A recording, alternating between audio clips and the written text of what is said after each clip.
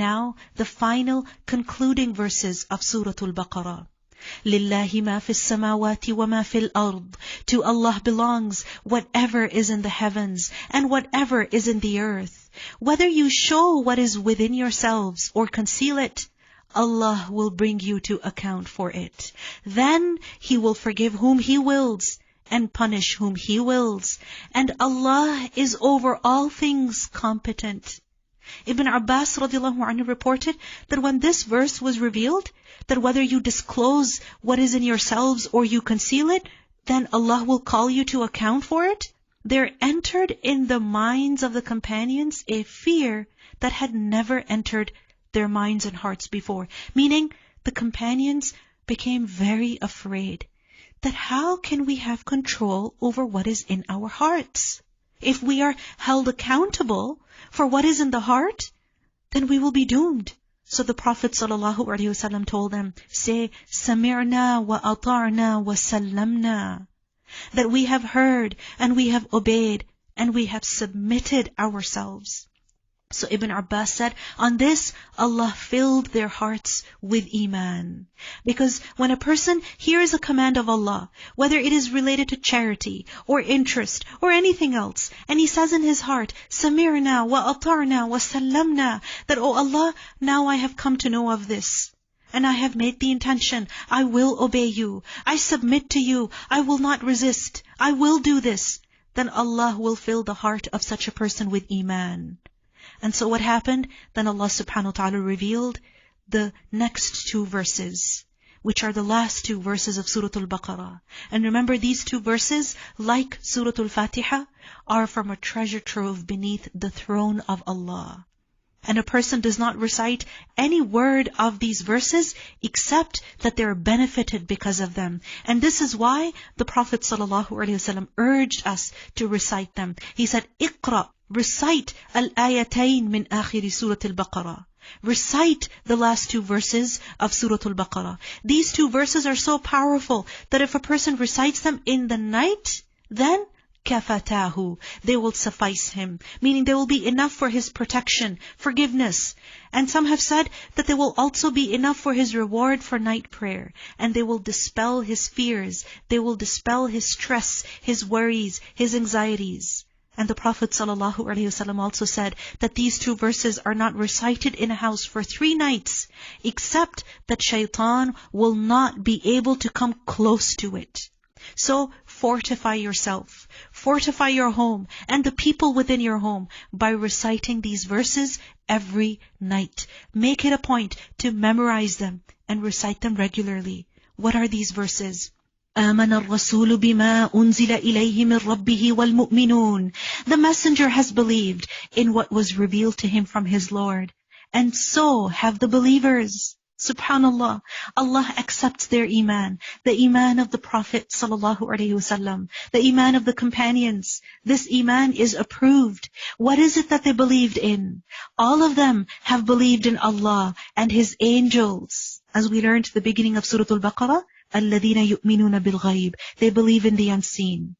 And they also believe in His books and His messengers. As we learned at the beginning of Surah Al-Baqarah, وَالَّذِينَ يُؤْمِنُونَ بِمَا أُنزِلَ إِلَيْكَ وَمَا أُنزِلَ مِن قَبْلِكَ. They believe in all of revelation. They say, we make no distinction between any of His messengers. So we see that this ayah covers all of the pillars of Iman. The belief in Allah, the belief in His angels, in His books, in His messengers. But you might say, what about belief in divine decree? That is not mentioned over here. Why? Because that is actually a result of believing in all of this. And it is covered in the words, وَقَالُوا سَمِعْنَا وَأَطَعْنَا. And they say, we hear and we obey. You see, believing in divine decree is to accept the decrees of Allah, the decisions of Allah, both His religious commands and His decrees related to our lives. That whatever is happening, whatever is coming my way, my circumstances, all of this is by Allah's decree. So I accept it and I will do whatever my Lord has commanded me to do. But then you realize how imperfect you are. So, غُفْرَانَكَ رَبَّنَا, we seek your forgiveness, our Lord. وَإِلَيْكَ الْمَصِيرُ, and to you is the final destination. There's no escape from you except to you. So we see over here that before asking for forgiveness is as-samr and ta'a, to listen and to obey. Then ask forgiveness. So this shows us that whenever we want to seek forgiveness, then before that, we should try to do something good. We should try to perform some act of obedience. The Prophet ﷺ said that whoever performs wudu, as I have, and remember, making wudu is an act of worship, it's an act of obedience. And then he prays 2 rak'ah, without letting his thoughts wander, then all of his previous sins will be forgiven. So when you want to seek forgiveness, precede it with some act of obedience. Sometimes the guilt of sins weighs heavy in the heart. You think about all the things you have done wrong in your past because of your ignorance and your foolishness, and you wonder, how do I fix that? This is how you fix that. You do something good. You pray 2 rak'ah. You beg Allah for forgiveness. Keep doing good. Keep seeking forgiveness. Allah says, لا يكلف الله نفسا إلا وسعها. Allah does not charge a soul except with that within its capacity. لها ما كسبت وعليها ما اكتسبت. It will have the consequence of what good it has gained, and it will bear the consequence of what evil it has earned. Meaning a person is responsible for the choices that they make, because you reap what you sow. This ayah shows us that every command of Allah, whether it is of takalif kawniyya, meaning related to our worldly matters, or takalif shar'iyya, religious obligations, every decree of Allah is such that it is doable for us. Because the fact is that there is no one who knows us better than Allah subhanahu wa ta'ala. So if He decides something for our lives, or if He commands us to do something, then it cannot be beyond our ability. It cannot be beyond our strength. But still, we ask Allah subhanahu wa ta'ala for ease. We ask Allah subhanahu wa ta'ala for help, because la hawla wa la quwwata illa billah. There is no power, no strength except with Allah. So we ask Him, we pray to Him, رَبَّنَا لَا تُؤَاخِذْنَا إِن نَسِينَا أَوْ أَخْطَأْنَا. Our Lord, do not impose blame upon us if we have forgotten or erred, if we have made a mistake. We will obey you, but we also know that there will be times when we will forget and we will make mistakes on account of our ignorance, because we are khatta'un, we are those who err. رَبَّنَا وَلَا تَحْمِلْ عَلَيْنَا إِصْرًا كَمَا حَمَلْتَهُ عَلَى الَّذِينَ مِنْ قَبْلِنَا. Our Lord, and lay not upon us a burden. What kind of burden? Obligations or restrictions, like that which you laid upon those before us. Meaning, do not give us a burden that is difficult, like the one that was imposed on the people before us. Meaning, make our religion and your decrees easy for us. رَبَّنَا وَلَا تُحَمِّلْنَا مَا لَا طَاقَةَ لَنَا بِهِ. Our Lord, and burden us not with that which we have no ability to bear. Meaning the trials of life, or commands in religion, or the impositions, you make them easy for us. وَاعْفُ عَنَّا, and pardon us. Erase and wipe our shortcomings. Erase our neglect. وَاغْفِرْ لَنَا, and forgive us. Conceal our errors. وَارْحَمْنَا, and have mercy upon us. Do not humiliate us on the day of judgment. أَنْتَ مَوْلَانَا, you are our protector. You are all able to protect and help us, and we only have you to turn to. أَنْتَ مَوْلَانَا فَانْصُرْنَا عَلَى الْقَوْمِ الْكَافِرِينَ. So you give us victory over the disbelieving people. Meaning, Ya Allah, help us against our internal hurdles and the external hurdles. So these verses show us that our ability is limited, that we are truly weak. And this is why we ask Allah to give us what we can bear. Remember, these du'as are actually accepted du'as, because every time that the Sahaba recited one of these, we learn in hadith that Allah subhanahu wa ta'ala responded, قَدْ فَعَلْتُ, قَدْ فَعَلْتُ, meaning done, done. And this is why Allah subhanahu wa ta'ala has made this religion easy. As the Prophet sallallahu alaihi wasallam said, this religion is al-Hanifiyyah, as-Samha, the easy and gentle one. And we see this, that Islam is not such that it pushes us to the point of breaking in the name of grit, or in the name of resilience, or in the name of piety. No, the nature of Islamic law is such that when things become unbearably hard for people, the law provides them concessions. It lightens the burden from them. We see that if a person just intends to do something wrong, no sin is written for them until they actually commit the sin. If a person forgets or is coerced to do something wrong, again, they're not guilty of sin. If a person does something wrong out of ignorance and then they repent later, Allah subhanahu wa ta'ala pardons them. And if a person is going through usr, through difficulty, Allah also gives them yusr.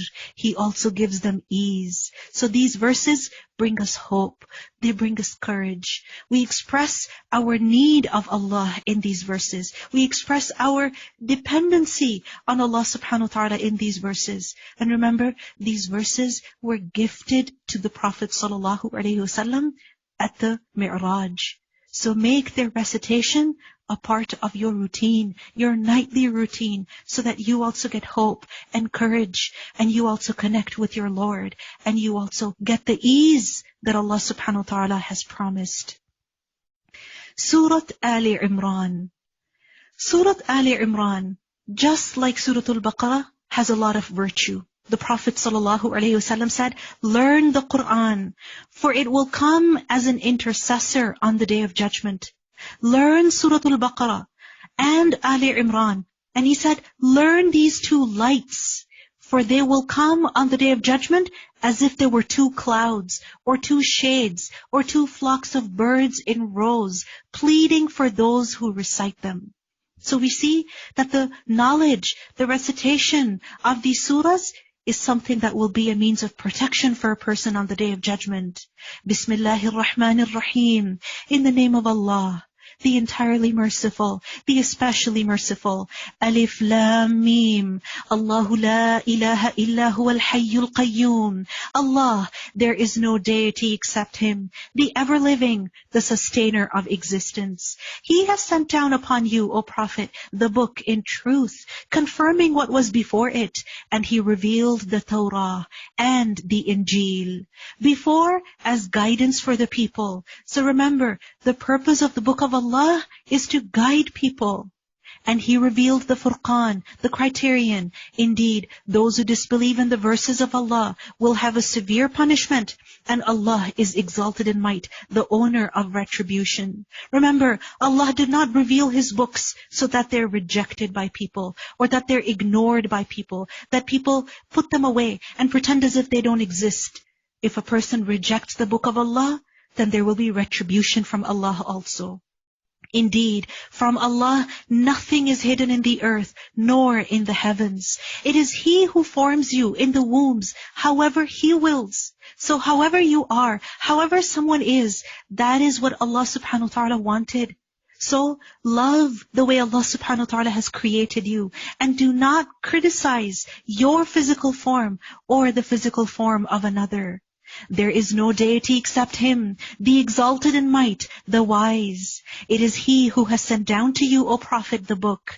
In it are verses that are muhkamat, that are precise, meaning they're clear in their meaning, and they contain clear commands. And these verses, they are the foundation of the book, meaning the majority of the Quran is like that.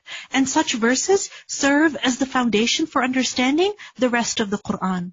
And then there are other verses which are mutashabihat, others that are unspecific, meaning verses whose meaning we cannot specify because Allah and His Messenger have not done so. For example, Alif Lam Mim, what does it mean? We do not know. So we should not obsess over these verses or these things that are mentioned in the Quran, nor argue and debate over them.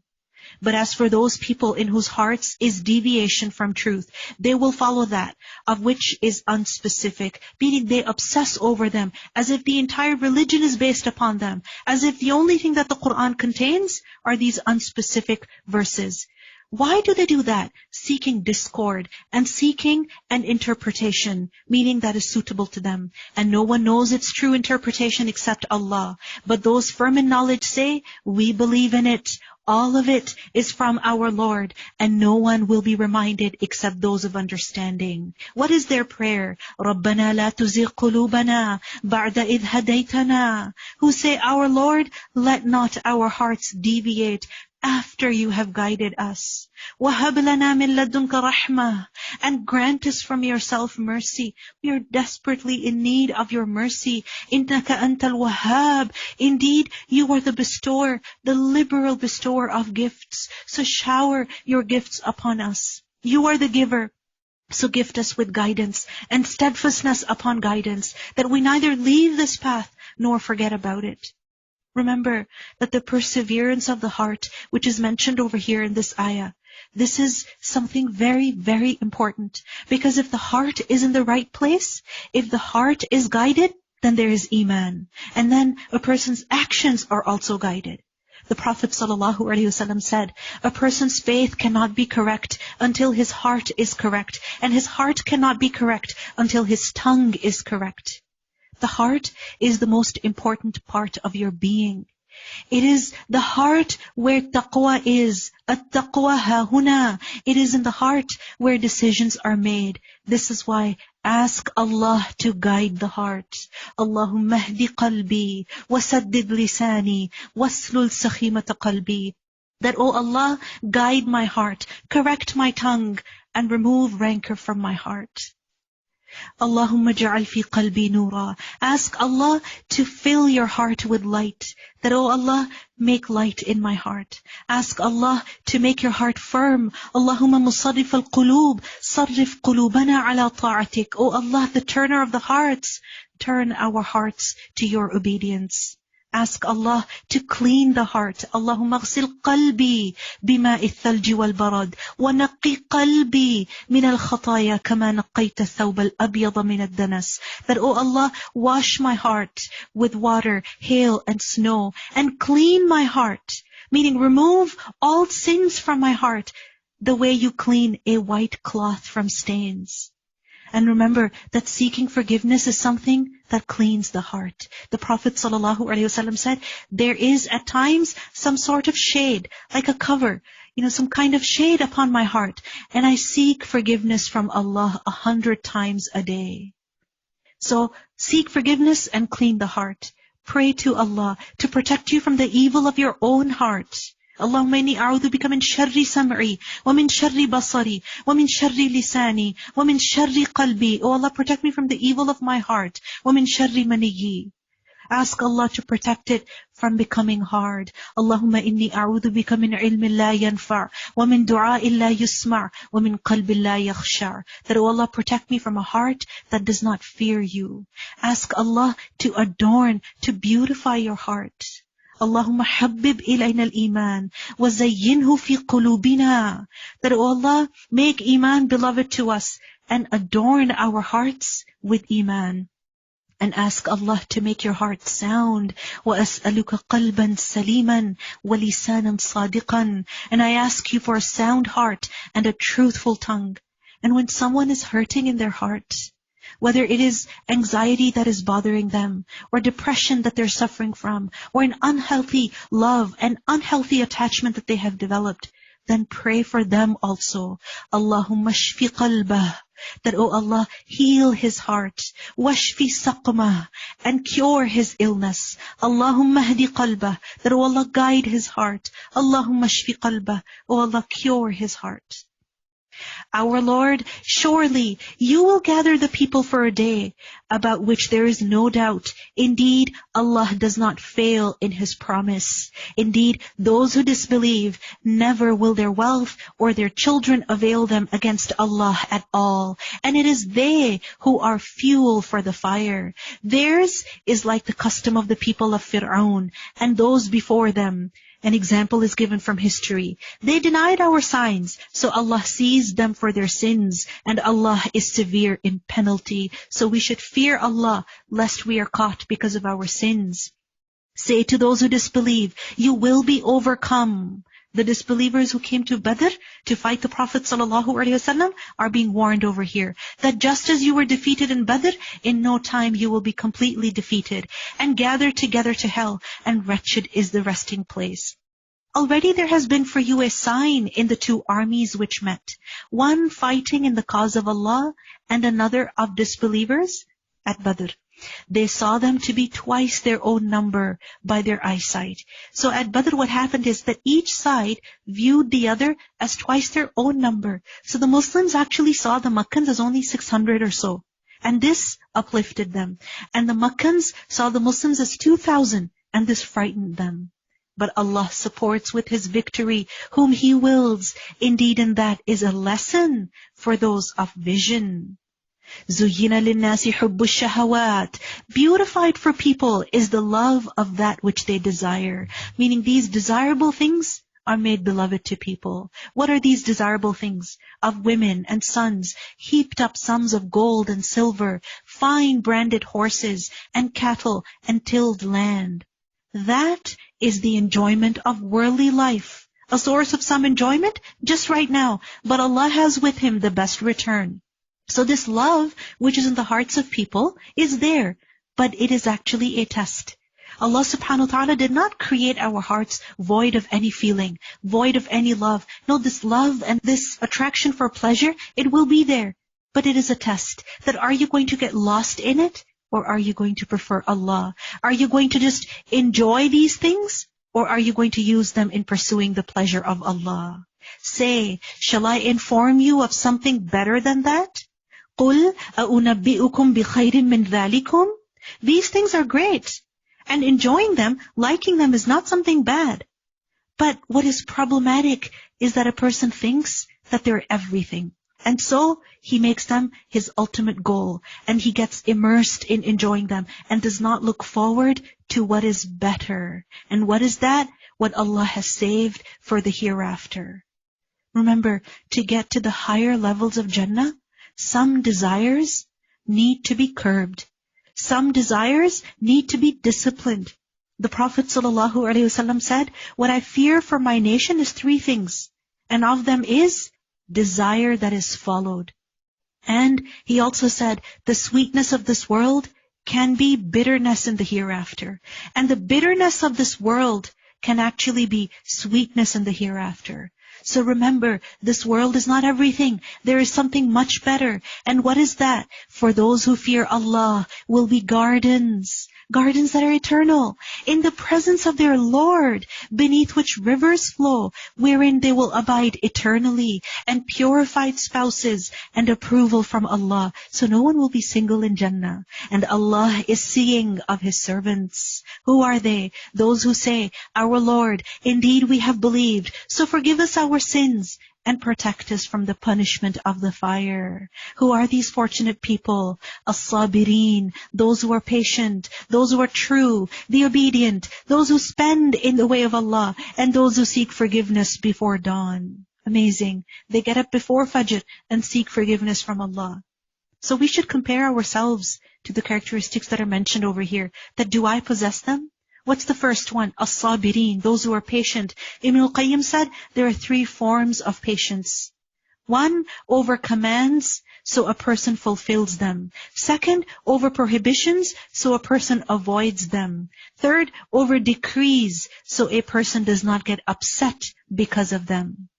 Then, was-sadiqeen, those who are truthful. Qatada said, there are those who are true in their intentions, in their actions, in their hearts also, and their tongues. They're upright, who are good in private and in public. This is truthfulness. This is honesty, that a person is not two-faced.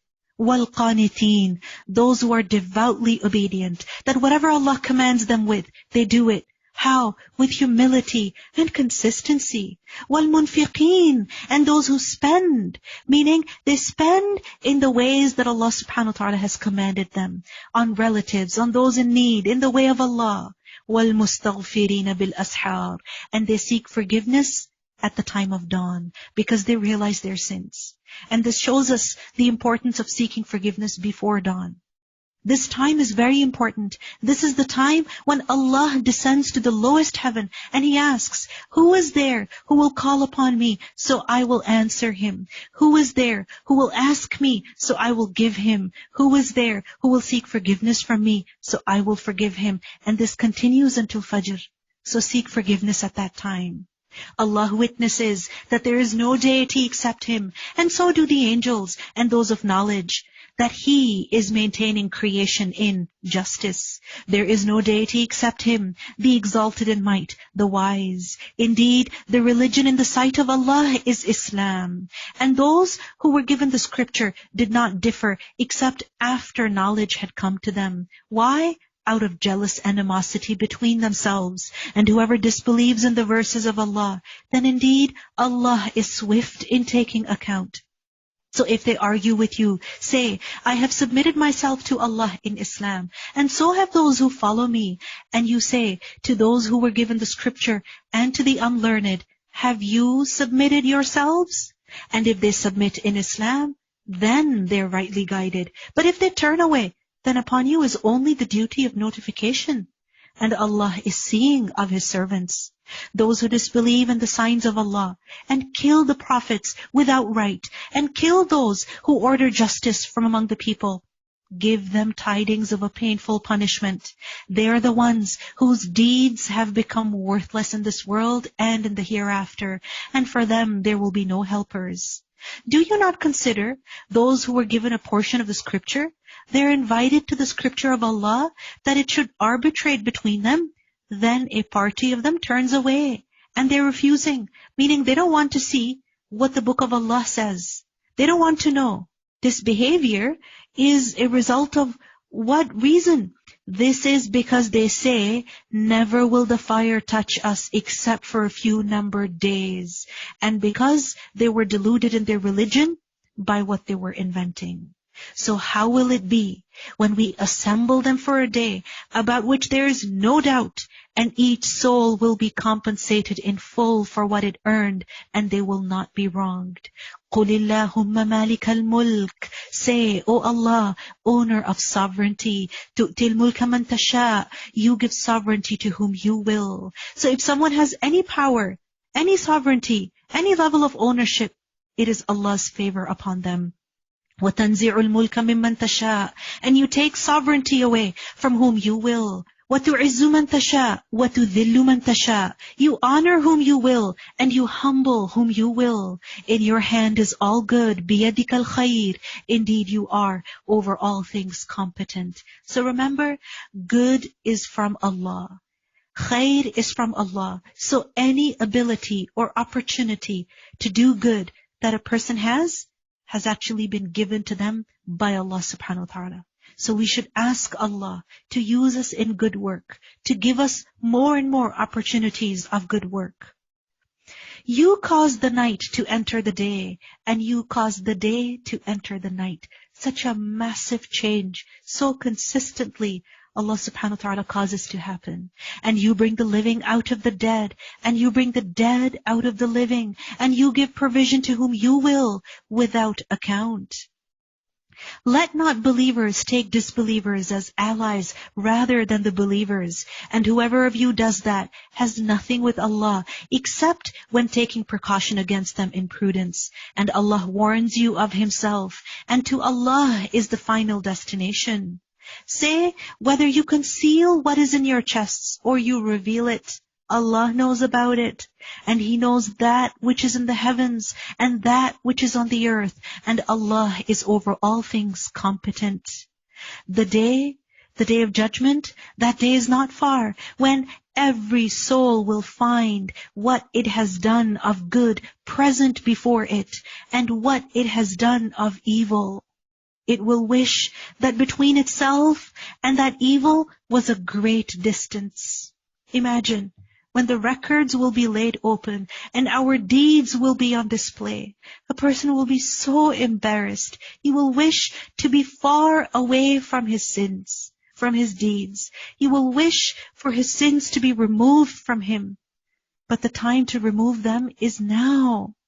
وَيُحَذِّرُكُمُ اللَّهُ نَفْسَهُ, and Allah warns you of Himself. And Allah is رَؤُوفٌ بِالْعِبَادِ, He is kind to His servants. Subhanallah. Fear Allah and also have hope in His kindness. Because remember, Iman is supposed to be between fear and hope. Any extreme is unhealthy, so remain in the middle. So this is a warning. And who fears Allah? Who is it that develops the fear of Allah? إِنَّمَا يَخْشَى اللَّهَ مِنْ عِبَادِهِ الْعُلَمَاءِ. Allah tells us that it is those who have knowledge among His servants who actually fear Him. So the more a person knows Allah, the more they fear Allah. مَنْ كَانَ بِاللَّهِ أَعْلَمْ كَانَ لَهُ أَخْوَفْ. And who is true in their claim of loving Allah. Allah tells us, قُلْ إِن كُنْتُمْ تُحِبُّونَ اللَّهِ. Say, if you should love Allah, فَاتَّبِعُونِي, then follow me. What will happen? يُحْبِبْكُمُ اللَّهِ, then Allah will love you and forgive you your sins. What you fear will be removed from you, and Allah is forgiving and merciful. Amazing. Following the Prophet ﷺ is actually a proof of a person's love for Allah. Everyone claims to love Allah, but the real proof of that is in following the Prophet ﷺ. And if a person does not do that, then their claim of loving Allah is actually false. Why follow the Prophet ﷺ? Because he did whatever Allah commanded him. He did what Allah subhanahu wa ta'ala loves. There is nothing that is beloved to Allah. There is nothing that Allah loves His servants to do, except that the Prophet ﷺ did that. He encouraged that. He taught that. So when we will follow the Prophet ﷺ, we will automatically be doing things that Allah subhanahu wa ta'ala loves. And remember, you show love to someone by doing what they like, not what you like. Loving Allah means doing things that Allah loves, not what your heart desires. And this love that we have for Allah is not just about singing songs in praise, or kissing the Quran, or kissing a pendant that has God's name on it. No, this love is to be expressed through action, through obedience. We see that once, some people came to the Prophet ﷺ from Bahrain. And when the Prophet ﷺ made wudu, they ran to catch the wudu water that fell from him. So whatever they managed to catch, they drank it. And whatever they couldn't catch and it fell on the ground, they wet their hands with it and wiped their hands over their faces and their heads and their chests. So the Prophet ﷺ asked them, what made you do this? They said, love for you, that perhaps Allah will love us, O Messenger of Allah. Meaning, we did this out of love for you because we hope that when we will love you, Allah will love us. So the Prophet ﷺ said, if you truly love that Allah and His Messenger should love you, then guard 3 qualities. Do 3 things. He told them about 3 things that they could do, action points. And what are they? Sidqul hadith, be truthful in speech. Secondly, ada'ul amana, fulfill your trusts. And thirdly, husnul jiwar, be a good neighbor. Because hurting the neighbor erases good deeds as the sun erases snow. قُلْ أَطِيعُوا اللَّهَ وَالرَّسُولِ. Say, obey Allah and the Messenger. But if they turn away, فَإِنَّ اللَّهَ لَا يُحِبُّ الْكَافِرِينَ. Then indeed Allah does not like the disbelievers. Why would He like those who turn away from His beloved? So remember, the love of Allah necessitates obeying Allah. It means we must obey Allah and we must obey the Messenger of Allah. So those who do not obey the Messenger, then Allah does not like them. So we need to check how is it that we respond to the commands of Allah and to the commands of the Prophet ﷺ.